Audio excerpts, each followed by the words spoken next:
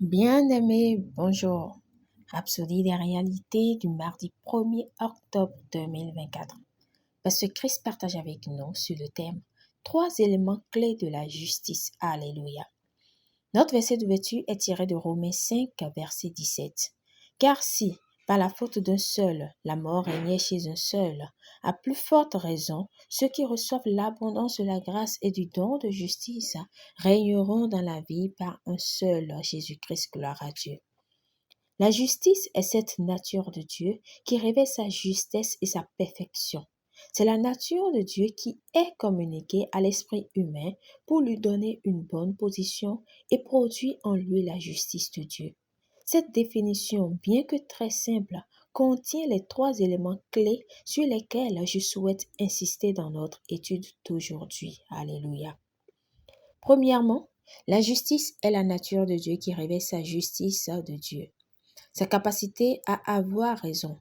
La nature de Dieu a de nombreuses descriptions et l'une d'entre elles est celle qui révèle sa justesse et sa perfection. Dieu ne peut tout simplement pas se tromper parce qu'il est Dieu. Il est l'étalon pour mesurer ce qui est juste, la référence pour la justesse. Et quand il est impliqué dans quelque chose, il est parfait, juste et juste. C'est son caractère, gloire à Dieu. Deuxièmement, la justice est la nature de Dieu qui est transmise à l'esprit humain pour produire en lui cette justice de Dieu. La justice est un don et lorsque Dieu lui confère un esprit humain, cette personne aura immédiatement la justice de Dieu dans son cœur et saura simplement ce qui est juste. Troisièmement, la justice donne ou produit ce qu'on appelle la bonne position. La bonne position est la capacité de se tenir devant Dieu sans condamnation ni infériorité.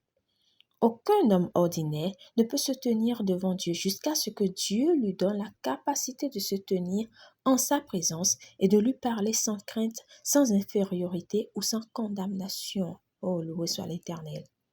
Quelqu'un pourrait se demander, que se passe-t-il si je me sens condamné ou inférieur devant Dieu?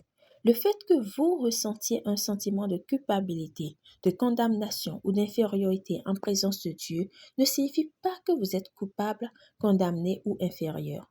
Laissez-moi vous dire quoi faire si vous vous sentez submergé par de telles émotions négatives. Entrez dans la parole de Dieu et commencez à étudier et à méditer la parole. D'ici peu, la parole vous débarrassera de ces mauvaises émotions des sens. Alléluia. La parole de Dieu est un purificateur. Jean 15, verset 3. Cela renforce votre foi et votre confiance. Acte 20, verset 32. Rappelez-vous également ce que dit la Bible, car si notre cœur nous condamne, Dieu est plus grand que notre cœur et il connaît toutes choses. 1 Jean 3, verset 20. La parole de Dieu est plus grande que vos émotions.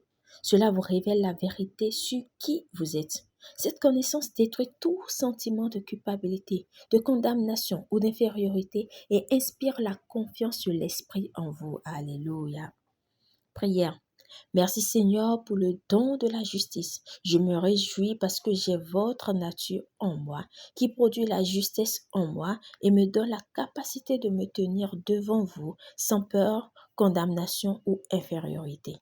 Ta parole me donne la confiance de l'esprit et je marche avec l'audace et l'assurance qui viennent du fait de savoir que ma justice vient de toi. Alléluia. Pour une étude approfondie, nous lisons 2 Corinthiens 5, verset 21, Philippiens 3, verset 9,